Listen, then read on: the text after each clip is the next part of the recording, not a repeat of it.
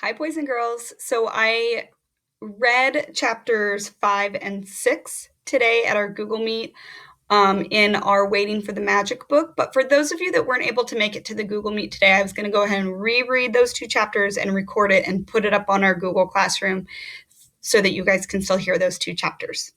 So here we go. Chapter 5. Max and I were in the park talking about school. "I'm going to miss fourth grade," said Max. "I could stay in fourth grade forever." I laughed at the thought of a 50-year-old Max in fourth grade, sitting on a small chair in front of a small desk, his knees up to his chin. We watched Biddy and Neo race around. People laughed when they saw them. 100-pound Neo and 15-pound Biddy, best friends. Biddy leaped up over Neo's back and they both ran into a grove of trees. "I know," I said. "New teacher." I was quiet, and Max looked sideways at me. "Have you heard from your father?" "Nope." "Where is he?" I shrugged my shoulders. "Last time we went fishing." "Sometimes parents are—" Max stopped talking. "Stupid," I said. Max didn't say anything. "The dogs make Mama happy," I said. I turned to look at Max. "I think we should get some more dogs." Max looked shocked for a moment. It was so easy to fool him. We both laughed, sitting on the park bench. But I wasn't laughing very hard. It was true, the dogs made Mama happy, but she didn't talk about Papa. I didn't talk about Papa. No one talked about Papa, except for Eleanor, who spoke for all of us. Maybe more dogs were the answer. And that night, when I slept with Biddy on one side and Neo and Lula on the other, I dreamed about a house filled with dachshunds and poodles and terriers and Labradors and hounds and border collies and Portuguese water dogs and bulldogs, all the mixes known, and Mama was happy. The next morning, when I got up, there was no table set with flowers and plates and cloth napkins. The dogs had been fed, and I could see Biddy, Bryn, and Neo in the fenced-in backyard. Lula was eating up on the washing machine. Her place. Eleanor came out of her bedroom in a princess dress with see-through wings on the back and her wand. Grace stood by her, so tall next to Eleanor she might have been a royal horse. "Mom is sick," she said. "She's lying down." There was a bark at the back door, and I let in the other dogs. Bryn came in first and went to Mama's bedroom to stand by her bed. "You okay, Mama?" I asked. "I'm not feeling well, William. Some bug, maybe. Will you please get Eleanor some breakfast?" "Sure." Bryn put her head down on Mama's bed, and Mama reached over to pat her. "Go lie down, Bryn," said Mama. "Go lie down, girl." I went to find Eleanor. Bryn followed me. "Do you want some breakfast?" I asked Eleanor.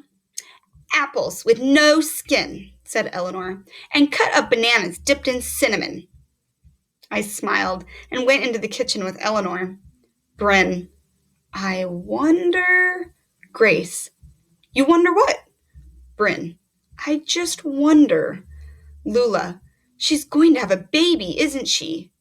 Neo, "She speaks at last." Okay, remember, Lula's the cat who hasn't yet spoken up until this point of the story. Biddy, "Is that true? Do you think? Do Eleanor and William know?" Bryn, "No, she's not talking."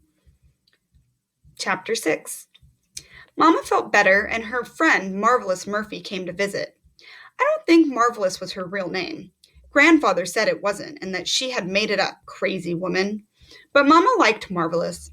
Marvelous was a good friend to Mama. She never spoke bad words about my father, and she made Mama laugh.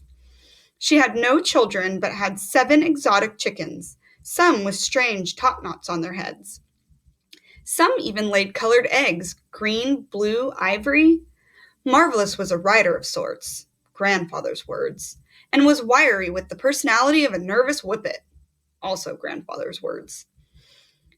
"Put some weight on her," said grandfather, "and she might slow down a bit." Marvelous plunged into the house, surprising the dogs. She kissed each dog on the mouth, surprising them even more. "Hi, William, you married yet?" "Here, Eleanor, I brought you these tacky necklaces to wear with your magic costume." No, I said to Marvelous, I'm not married. Marvelous spoke so fast, you were always playing catch up trying to answer her questions. Thank you, said Eleanor. This is my princess costume. But magic, yes? Asked Marvelous. This is magic, said Eleanor, picking up her sparkly wand and waving it. The dogs lined up. Neo, Grace, Bryn, Biddy. Well, that is clever, said Marvelous. No, said Eleanor. It is magic. Eleanor moved closer to Marvelous. Do you believe in magic?